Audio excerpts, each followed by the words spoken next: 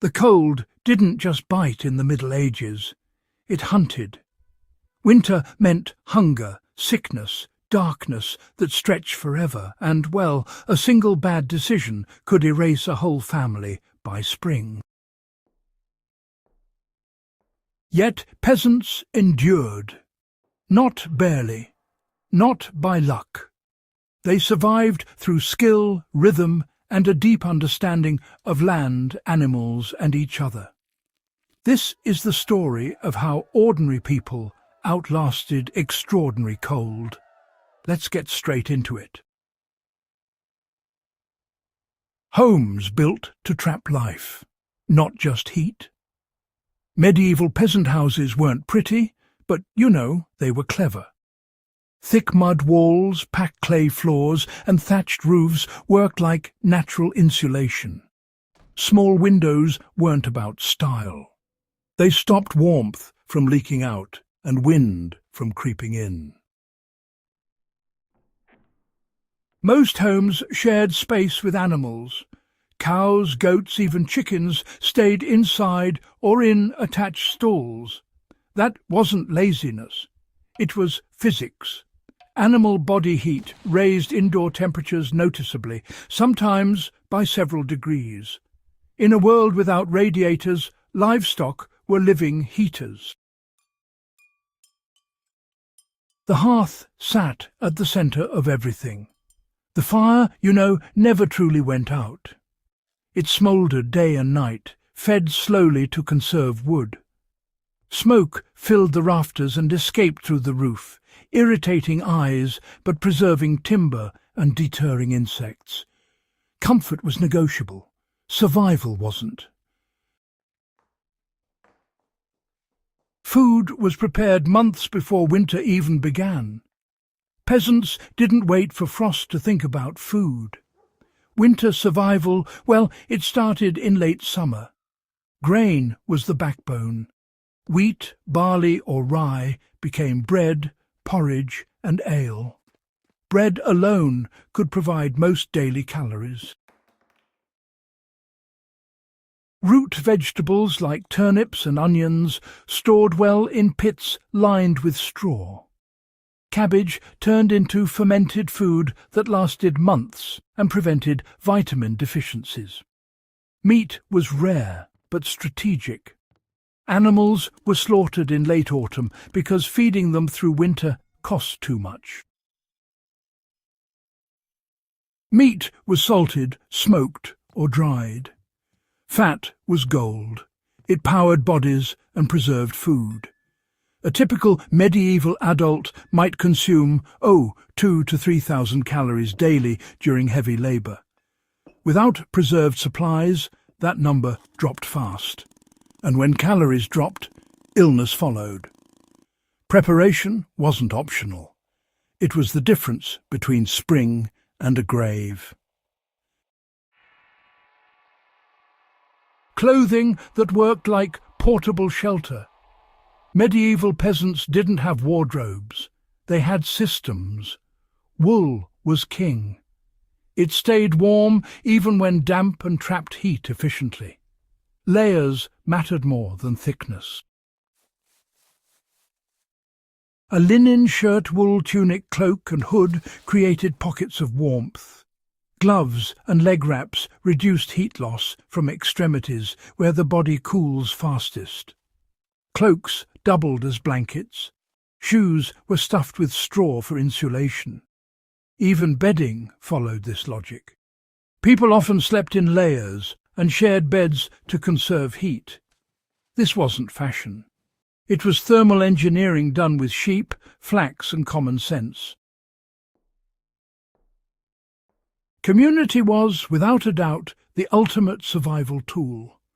No peasant survived winter alone, Villages really functioned like survival networks.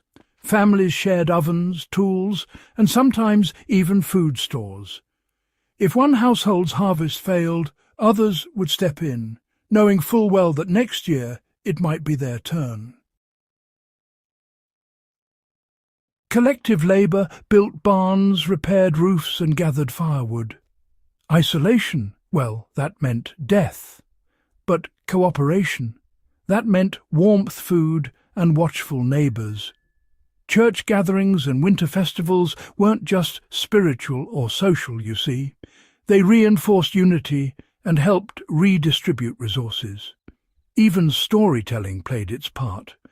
Those long nights really demanded morale, and morale kept people moving when the body just wanted to quit.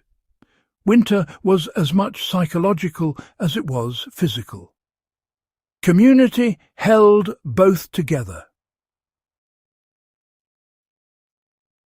Firewood was managed like treasure. Wood fueled cooking, warmth, and honestly, survival itself. Peasants tracked their wood supplies with a care that modern folks rarely apply to energy. Branches were collected all year round. Dead wood was always preferred, since it burned hotter and produced less smoke. Forest rights were often regulated, so villagers worked collectively to ensure everyone had enough. Fires were small, controlled, and efficient. Houses were designed to retain warmth so that minimal fuel could sustain livable temperatures. Burning through wood too fast meant freezing later. Every log was a calculation.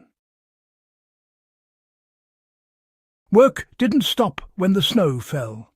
Winter wasn't idle time. It was strategic time.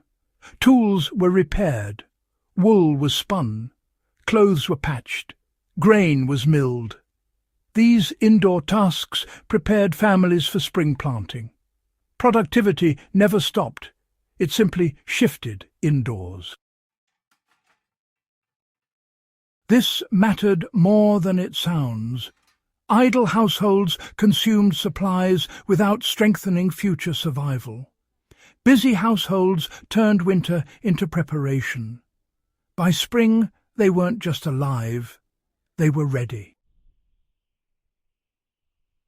Disease was, the silent winter enemy. Cold alone didn't kill most peasants. Disease did. With crowded homes, smoke-filled air, and, limited nutrition, infections spread fast. But peasants fought back with the tools they had. Herbal remedies, steam from boiling water, and fermented foods all played roles in maintaining health. Cleanliness mattered more than people assume. Bedding was aired when possible. Floors were swept. Waste was removed from living areas. These practices weren't perfect, but they reduced illness enough to matter. Survival wasn't just about warmth. It was about staying strong enough to use it. Mental strength was as vital as bread. Winter stretched patience. Darkness came early, food portions shrank, illness lingered. The ability to endure psychologically was essential. Songs, shared meals, games, and religious rituals kept spirits anchored. People believed spring would return because it always had. That belief itself was fuel. Hope wasn't poetic. It was practical. Why their methods still matter today? Medieval peasants survived because they mastered three truths modern life often hides. Preparation beats reaction, community beats isolation, simplicity beats excess. Their world lacked technology but overflowed with awareness. They knew seasons, soil, animals, and each other. That knowledge built resilience stronger than any heater or supermarket shelf. And that's the real lesson buried beneath the frost. If you found this journey into medieval survival eye-opening, make sure you subscribe to Ancient Roots Uncovered and share this video with someone who loves history with depth and grit. Every story we bring you reconnects the past to the instincts that still live inside us.